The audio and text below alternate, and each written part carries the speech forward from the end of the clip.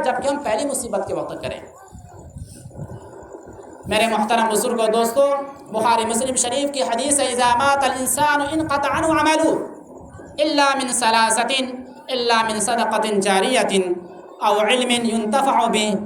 او ولد صالح يدعو له، کہ جب آدمی انتقال کر جاتا ہے تو ان کے اعمال پر ملنے والے ثواب کا سلسلہ جو ہے وہ منقطع ہو جاتا ہے، لیکن 3 اعمال ایسے ہوتے ہیں کہ مرنے کے بعد بھی اس کا ثواب ان تک پہنچتا رہتا ہے۔ ان میں سے پہلا عمل ہے صدقہ جاریہ، دوسرا عمل ہے وہ علم جس سے دوسرے لوگ فائدہ اٹھائیں، اور تیسرا عمل اپنی اولاد کو اس لائق بنا دیں، نیک صالح بنا دیں کہ وہ اولاد مرنے کے بعد اپنے ماں باپ کے لیے دعائے خیر کرے، دعائے مغفرت کرے، ان کے لیے دعا کرے۔ تو یہ 3 عمل جو ہے اس کا ثواب مرنے کے بعد بھی پہنچتا رہتا ہے۔ آج کی جو محفل قائم ہوئی ہے اسی مناسبت سے قائم ہوئی ہے کہ جو مرحومہ ہیں ان تک ایصال ثواب کیا جائے، ثواب پہنچایا جائے۔ آپ یقین مانیں کہ ایصال ثواب پر جو بھی کچھ اہتمام ہوتا ہے اس میں بھی شریعت اور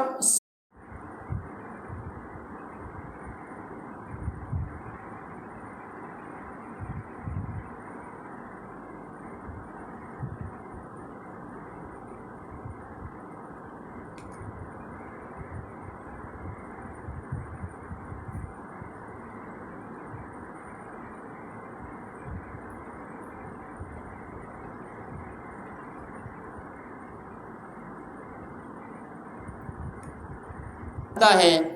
اور اگر کوئی غریب اور مستحق کے علاوہ کھایا تو کھلانے والے کو اس کا ثواب نہیں پہنچے گا، اس میں جتنے غرباء کھائیں گے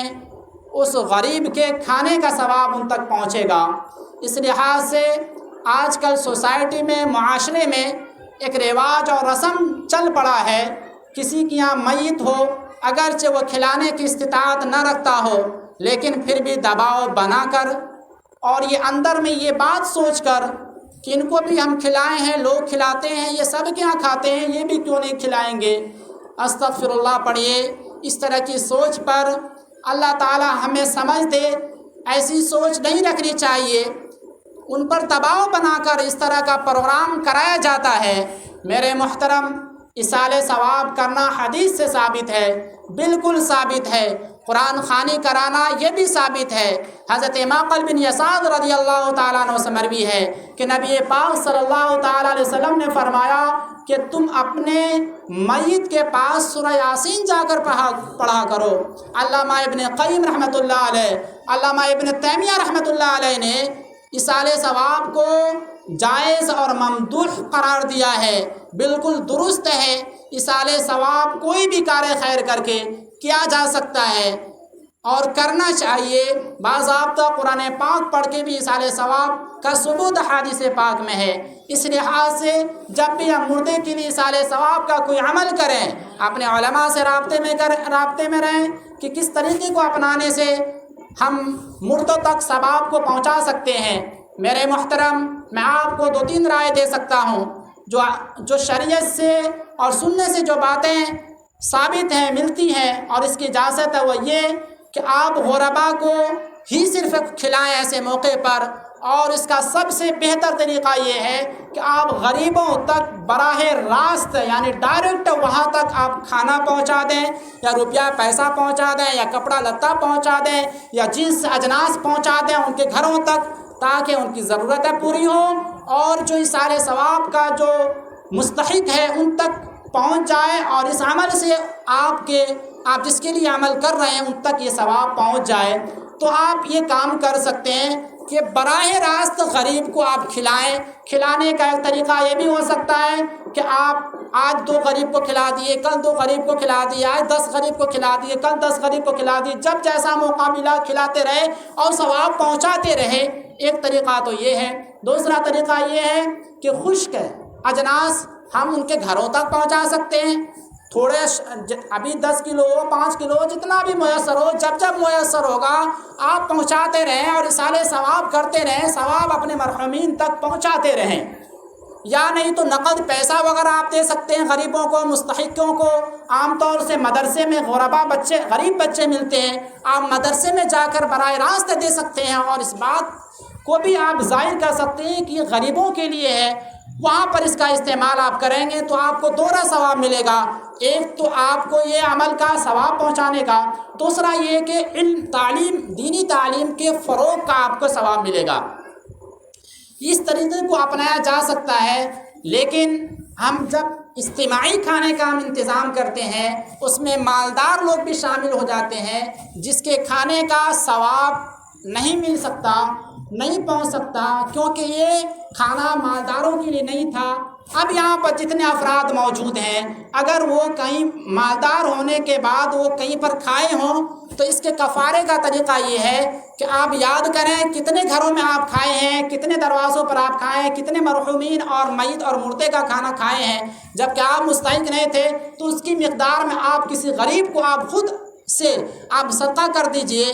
اور نیت کیجئے کہ میں جس کا کھایا ہوں، جس مرحومین کا کھایا ہوں، ان تک اس کا ثواب پہنچا دے، تو اس کا ثواب آپ کو بھی پہنچ جائے گا، ان کو بھی پہنچ جائے گا، اور اس کی طرف سے یہ کفارہ ہو جائے گا کہ جو آپ نے کھایا ہے اس کی قیمت آپ نے ادا کر دی ہے، تو یہ عمل آپ کے کفارے کے لیے ہو جائے گا۔ اس لیے یہاں پر اس مجلس میں جتنے احباب ہیں وہ توبہ کریں، آج کے بعد ہم ایسے کھانے سے گریز کریں گے اور کسی پر دباؤ بنا کر اس طرح کا عمل نہیں کروائیں گے۔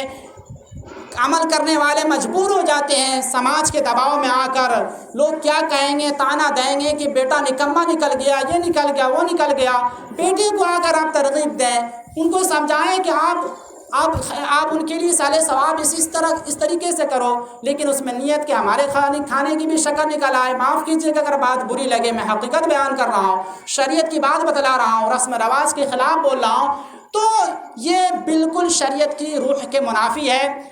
دباؤ بنا کر یہ پروگرام نہ بنایا جائے، جو باتیں بتلائی گئی ہیں آئندہ اس کا خیال کیا جائے، اور جو اصالِ ثواب کرنے چاہ رہے ہیں اس بات کو ملحوظ رکھیں گے، یہ اس طریقے کو اپنا سکتے ہیں۔ سب سے بہتر طریقہ یہ ہے کہ آپ کھانا کھلانا چاہتے ہیں تو آپ بنا کے مدرسے میں بھجوا سکتے ہیں، غریب کے گھر بھجوا سکتے ہیں جہاں غریب بچے ہوتے ہیں مدرسے میں، یا نہیں تو آپ اس کو پیسے دے سکتے ہیں، وہ اپنے اعتبار سے اس کو وہاں استعمال کر لیں گے، لیکن آپ بتا دیں گے یہ غریب بچوں کے لیے ہے، اس کو آپ بتا دیں گے، نہیں تو وہ ان کو پھر بعد مشکل ہو جائے گا کہ پھر ہم کس کو کہاں پر استعمال کریں۔ آپ بتا دیں گے، ویسے عام طور سے پوچھ لیا جاتا ہے کہ یہ کس مت کا پیسہ ہے۔ تو میرے محترم بزرگوں، دوستوں، 3 اعمال ایسے ہیں کہ مرنے کے بعد بھی اس کا ثواب میت تک پہنچتا رہتا ہے۔ ان میں سے پہلا عمل یہ ہے کہ کوئی بھی صدقہ جاریہ والا کام کیا ہو، مسجد میں حصہ لیا ہو، مکتب میں حصہ لیا ہو، مدرسہ میں حصہ لیا ہو، اس طرح کے کام کیا ہو تو مرنے کے بعد بھی اس کا ثواب پہنچتا رہے گا۔ دوسرا، ہماری وجہ سے کوئی راہ ہدایت پا لیا، کسی کو دین کی سمجھ آ گئی، قرآن کی آیات سکھا دیا، دین کی بات سکھا دیا، تو وہ اس پر عمل کرے گا تو اس کو بھی ثواب ملے گا، اس کے ثواب کے برابر آپ کو بھی ملے گا۔ تیسرا، نیک اولاد ہے جو ان کے لیے دعا کرتی رہے تو ان کے دعا کا ثواب اور مغفرت کے لیے جو دعا ہوتی ہے ان تک وہ پہنچتی رہے گی۔ تو میرے محترم بزرگوں، دوستوں، 2 حدیث اور سنا دیتے ہیں، میں اپنی بات ختم کروں گا۔ نبی پاک صلی اللہ علیہ وسلم نے فرمایا، من القى حسیرا فی المسجد کسالہ، کہ جو شخص مسجد میں چٹائی کا انتظام کرے، اللہ تعالیٰ کل جنت کے دن اس کے لیے اس کو سبز لباس اپنے ہاتھوں سے پہنائیں گے۔ ایک دوسری حدیث ہے، من اسرج سرجا فی المسجد نور اللہ قبرہ الی یوم القیامہ، جو کوئی شخص مسجد میں روشنی کا انتظام کرے گا، اللہ رب العزت ان کے قبر کو قیامت تک کے لیے روشن کر دے گا۔ تو ہم مسجد میں بھی حصہ لے سکتے ہیں، روشنی کا انتظام کر سکتے ہیں، چٹائی کا انتظام کر سکتے ہیں، اور دیگر ضروریات کا انتظام آپ خود سے کر سکتے ہیں، تو اللہ تعالیٰ ان کے قبر کو قیامت تک کے لیے روشن کر دے گا۔ اللہ تعالیٰ سے دعا ہے کہ جس مرحومہ کے لیے اس مجلس کو سجایا گیا ہے، اللہ تعالیٰ ان کی بال مغفرت فرمائے، کروٹ کروٹ چین سکون آرام راحت نصیب فرمائے، جنت الفردوس میں اعلیٰ سے اعلیٰ مقام عطا فرمائے، اور ان کے لیے سارے ثواب کی خاطر جو کچھ محنتیں اور کوششیں ہو رہی ہیں، جو کچھ اعمال ہو رہے ہیں، اللہ تعالیٰ ان کو اپنے فضل و کرم سے قبول فرمائے اور اس کا ثواب ان مرحومہ تک پہنچائے۔ اللہ تعالیٰ کہنے سننے سے زیادہ عمل کرنے کی توفیق عطا فرمائے۔ مولانا سبھی بات کریں گے، آپ سبھی حضرات اسی طرح بیٹھے رہیں۔ اور قیمتی باتیں ہوں گی آپ اس